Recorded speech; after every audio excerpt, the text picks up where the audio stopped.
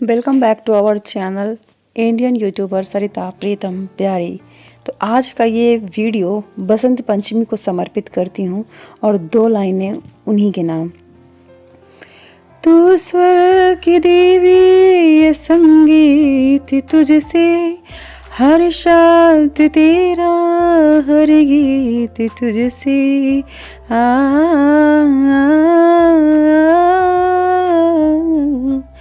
हम हैं अकेले, हम हैं अधूरे, तेरी शरण हमें प्यार दी माँ, हे शारदी माँ, हे शारदी माँ।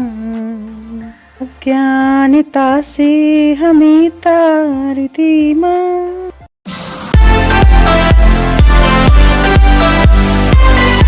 Back to our channel Indian YouTuber Sarita Priyatam Pyari. आप सभी का हार्दिक स्वागत एवं अभिनंदन करती हूँ अपने चैनल पे।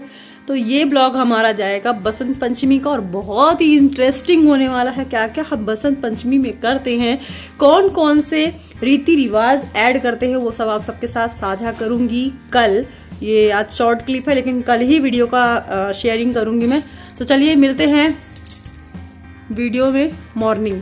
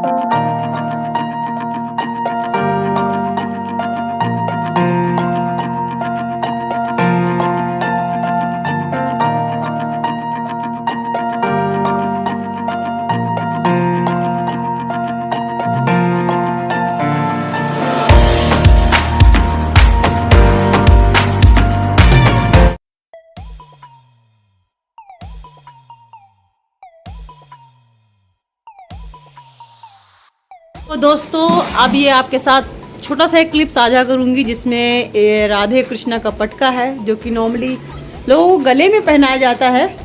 ये सिर्फ बसंत पंचमी की तैयारी के लिए खास हमने यहाँ परचेज किया था। और ये जो चुनरी का बैकग्राउंड दिया है मैंने, उसे बसंत पंचमी में लगेगा, इसके बाद तो हट जाएगा। लेकिन आप सबको कैसा लगा ज़रूर बताइए कमेंट बॉक्स पे। मुझे बहुत अच्छा लग रहा है। और इधर मंदिर का जो डेकोरेशन है वो भी आधा है। कर्टेन मैंने कल ही स्टिच किए थे, इसमें अभी एक लेस लगनी बाकी है और ये साइड लेस लगी हुई है इसमें, लेकिन नीचे का लेस मैं अभी लगाऊंगी तो आपके साथ अभी तुरंत साझा करती हूँ। ये है बसंत पंचमी की तैयारी और एक रात पहले ही सारे काम करने होते हैं मुझे, कि उस दिन बहुत सारी चीज़ें एक साथ मैनेज करना थोड़ा मुश्किल हो जाता है। बसंत पंचमी की पूजा मेन सरस्वती माँ की होती है और बुद्धि प्रदायिनी माँ सरस्वती की पूजा हेतु, और इसके साथ साथ हमारे यहाँ जो गांव साइड का प्रचलन है वो है माँ सरस्वती की पूजा के दिन ही एक सुहागन स्त्री को पीले सुहाग का मांग भरा जाता है। तो यहाँ पर मैं मंदिर की सेवा करने के बाद ये हमारे स्ट्रीट डॉग हैं जुगनी के बच्चे, जिनके पहले वीडियोस में हमेशा साझा करती थी, कई बार अभी भी शॉर्ट क्लिप में आ जाते हैं। तो ये प्रतिदिन का उनका खाने का टाइम है, तो जैसे ही गेट खुलता है ये सब आ जाते हैं मेरे पहुंचते ही। अब ये खा पी चुके हैं और अपने घर की तरफ पहुँचेंगे। इसमें इसका नाम मैंने रखा है शेरदिल, और जो सफ़ेद वाली है इसका नाम रखा गया था गोपा। लेकिन अभी ये देखिए मैडम फ़ोटो खिंचवा रही है। Nice pose, nice ma'am pose, आपका पोज मैम। और पोज आपके चाहिए, कुछ और पोज आपको देना है मैम?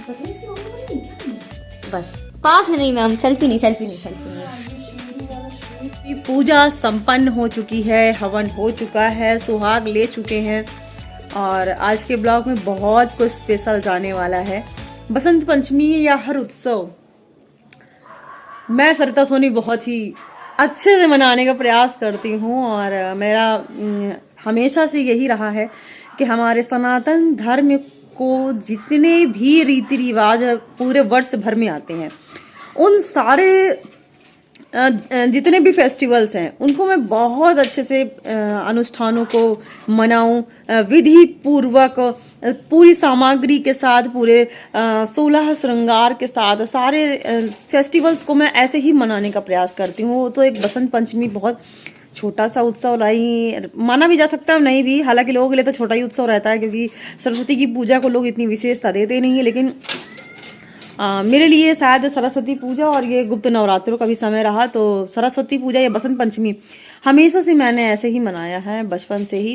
बचपन का भी मुझे एक वाकया याद है कि हमारे यहाँ मम्मी जो करती हैं पूजा, मम्मी का तरीका है गोबर के उपले बनाती हैं, उसमें चने की दाल रखती हैं, चने की दिल रख के, और सरस्वती जी को वो अर्पित करती हैं। इसी सर्दी से ही वो उपले बनने शुरू हो जाते हैं और धीरे धीरे करके गोबर के जो वो उपले होते हैं उनकी क्वांटिटी बढ़ाई जाती है ताकि वो माघ तक यानी कि फागुन तक वो एकत्रित हो जाए और ढेर सारी बड़ी माला बन जाए और फिर वो होलिका दहन में ही यूज की जाती थी। तो ऐसे सारे फेस्टिवल्स रहते थे, ऐसी सारी चीजें हैं। मम्मी को मैंने देखा है और मुझसे बचपन में एक बार ऐसी बात हुई, मम्मी ने कहा सरस्वती जी की मूर्ति होनी चाहिए। तो मैं साइकिल से गई और मैंने कहा कि मम्मी मैंने एक जगह सरस्वती जी की मूर्ति देखी, मैंने खरीदी और घर लेके आई। फिर वो शादी के बाद तक मतलब मैं जितनी बार गई उसको पेंट करके बड़े अच्छे से उनको सजाती थी, संवारती थी। इस सब चीज़ों की भावनाएं बचपन से ही रही। कई बार तो ऐसा होता है माँ को देख के भी लोग नहीं सीख पाते हैं और कई बार बिना देखे भी भगवान गॉड गिफ्टेड चीज़ें देता है। जैसे कि विदिशा है, अब इनको मैं बहुत समझाती हूँ, मंगलसूत्र इसको अब नहीं पहन सकती, मंगलसूत्र नहीं पहना जाता। विदिशा को ये नहीं पता है कि मंगलसूत्र नेकलेस होता है या मंगलसूत्र लेके खड़ी है, मंगलसूत्र पहनने जा रही थी।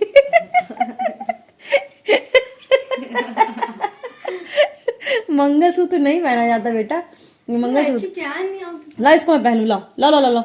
तो ये हैं बच्चे, देखिए आधे मन के कच्चे सच्चे। तो ये महाराष्ट्र का मंगलसूत्र था, महाराष्ट्र गई थी मैं तब लाई थी वहाँ से, और मुझे बहुत अच्छा लगता है हर रीति रिवाज को अच्छे से मनाना। आज मैं आपको दिखाती हूँ अपने मतलब ये तैयारी मेरी चल रही थी पूरे एक हफ्ते पहले से, और हर पीले परिधानों को लाना, पीली चीज़ों को लाना, एक एक सामान को एकत्रित करना और फिर स्टिच करना। भगवान के पर्दे मंदिर के पूरे स्टिच किए, एक एक चीज़ों को कर्टन्स बनाए, और ये भगवान के वस्त्र तो खैर मैं खरीद ही लाई थी क्योंकि इतना समय नहीं दे पाती हूँ अब।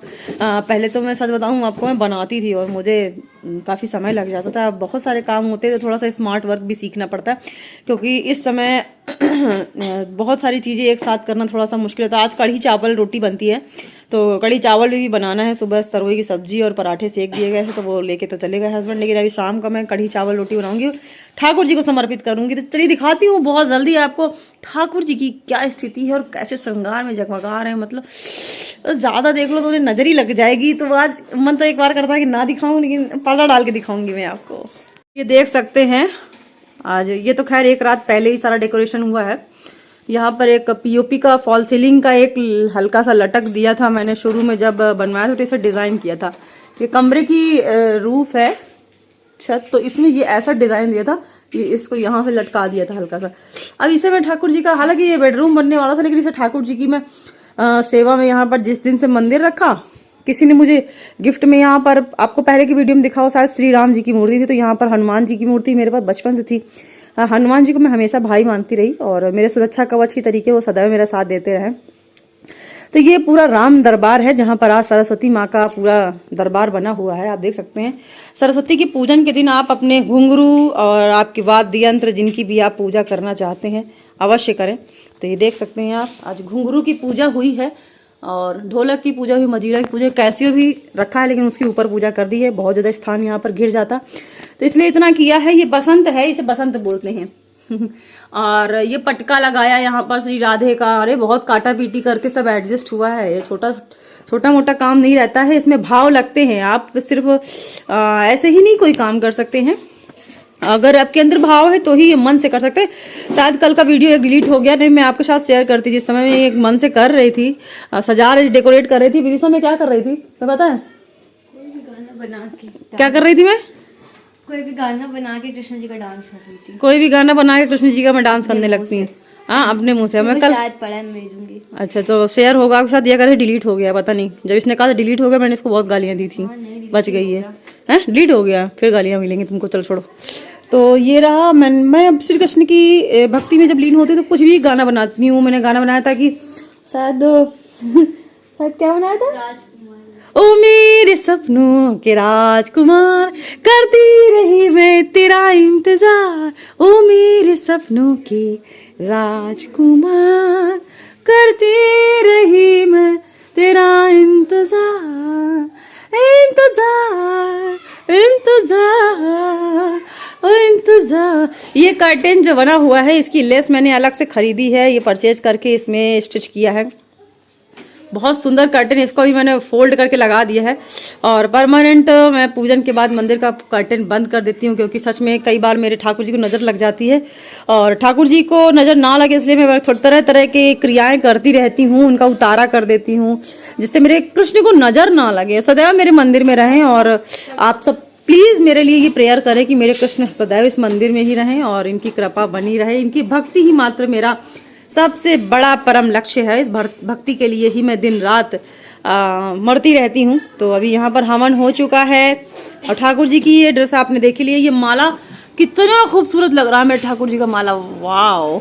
मैं जब ले रही थी तो कोई बोलते ये बड़ा है, बहुत बड़ा है, बड़ी मूर्ति में आएगा। मैंने कहा मैं ठाकुर जी को अर्पित करूँगी और अपने आप एडजस्ट होगा। तो रियली मुझे तो बहुत अच्छा लग रहा है। आप सबको कैसा लग रहा है जरूर बताइए। ये है बसंत, इसे बसंत बोलते हैं हमारे यहाँ। इसमें क्या होता है कि इस फसल की सारी चीजें आती हैं, जैसे कि आप देख सकते हैं ये गेहूं की जव है, ये देखिए गेहूं का जव, नई नई ऋतुओं की, और सरसों के भी फूल मिल जाए तो वाह वाह वाह वाह, क्या बात है। तो ये रहा, मैंने सब कुछ दिखा दिया आज के ब्लॉग में। अब विदिशा का थोड़ा सा मन है कि एक रील बन जाए। विदिशा कह रही है कि एक रील मम्मा बननी चाहिए, तो रील के लिए थोड़ा सा मैं टाइम दूँ, क्योंकि ये सब पहन रखा है। ओह बच्चा फोन, तो ये सब पहन रखा है तो ये उतर जाएगा, क्योंकि कड़ी चावल रोटी बनाने में ये सब पहन के थोड़ा सा मुश्किल होगा। एक सिंपल साड़ी पहनूंगी। और वैसे आज मैं बता दूँ आपको, ये 2 साड़ियों को मैंने कॉम्बिनेशन में लेके बनाया है। ये देख सकते हैं, ये साड़ी मैंने अपने हाथ से बनवाई थी, मतलब कपड़ा प्लेन लिया था और इसका स्कर्ट बनाया है। और ये साड़ी मैंने मीशो से मंगाई थी पिछली बार, और इन दोनों साड़ी को मैंने मिक्स किया है। पिछली बार इस साड़ी को मैंने पिछली बार मैंने अपने, हाँ कुछ था ऐसा, पिछली बार पहना था, और पिछली बार ऐसे सिंगल पहनी हुई थी। इस बार मैंने सोचा कि इसको डबल करके पहनते हैं, तो इसको डबल पहना हुआ है। इसलिए रील्स बनाना है, तो अब चलते हैं रील्स बना लेते हैं थोड़े बहुत, क्योंकि विदिशा चीखेंगी चिल्लाएंगी। और देखते हैं क्या क्या कर सकते हैं, और भी चीज़ों को कनेक्ट करते हैं इस वीडियो में, शायद कुछ और हो सके। आप सबको मेरा ब्लॉग कैसा लगा, मेरा मेकअप कैसा लगा। आज के दिन पीले सिंदूर धोबिन देने आती है, जो सुहाग देती है वो धोबिन ही आती है घर पे। तो ये सब औंग तक तो बहुत अच्छा रहा, औंग में धोबिन आ जाती थी, लेकिन यहाँ धोबिन नहीं आ पाती है। तो तुलसी माता और गौर के साथ ही रखकर ही सुहाग ले लिया मैंने। आप सब कैसे लगते हैं, अपना कमेंट बॉक्स में टिप्पणी जरूर कीजिएगा। फूलों की वर्षा, शरद की फुहार, सूरज की किरणें, खुशियों की बहार और चंदन की खुशबू, अपनों का प्यार। मुबारक हो आपको बसंत पंचमी का ये शुभ त्योहार। सरसों के पीले खिले फूल, बरसे रंग पीला आसमान से, और सबके जीवन में महके सुगंध। आपको बसंत पंचमी की हार्दिक बधाई, बसंत पंचमी की ढेरों शुभकामनाएं आप सभी को, मेरे कृष्ण को, मेरे प्रीतम को, माँ सरस्वती को। ऐसी माँ सरस्वती से कामना करती हूँ कि हे माँ सरस्वती, आपके चरणों में मेरा कोटि कोटि प्रणाम। और हे माता रानी, अपनी कृपा सदैव बनाए रखना। जो आपकी एक वाणी मधुरता, जो हमारे जीवन की सबसे बड़ी निशानी है, वाणी से ही हम लोगों को जीत सकते हैं, वाणी से ही सब कुछ बना सकते हैं। तो इस वाणी में माता थोड़ी कृपा बनाए रखना, और बुद्धि में थोड़े से अच्छे विचार लाना, जिससे मैं अपनी कृष्ण की भक्ति में सदैव सुमिरन करती रहूं।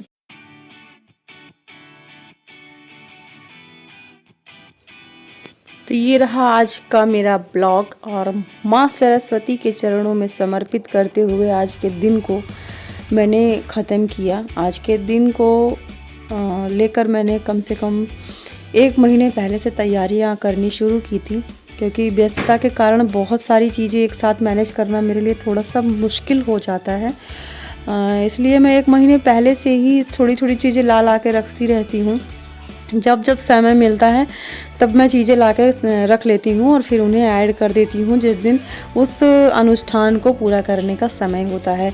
माँ सरस्वती की पूजा के लिए पूजा में वाद्य यंत्र, घुंघरू और आपके पास जो भी चीज़ें हैं, व्यापारिक वस्तुएं जिन्हें आप अपना बिजनेस में रोल निभाते हैं, जैसे कि आपके पास जो भी चीज़ है, जैसे कलम है, डायरी है, जिसे आप ऑफिशियल यूज़ करते हैं, तो उस दिन माँ सरस्वती के चरणों में उसे समर्पित करें, उसकी पूजा करें, क्योंकि माँ सरस्वती बुद्धिदायिनी और आपके व्यवहार में सच्चता स्वतः बैठ करके ही आपके जीवन को मधुर और मीठा बनाती हैं, जिसके कारण आपकी प्रतिभा, आपका व्यक्तित्व दोनों बहुत ही निखरता है।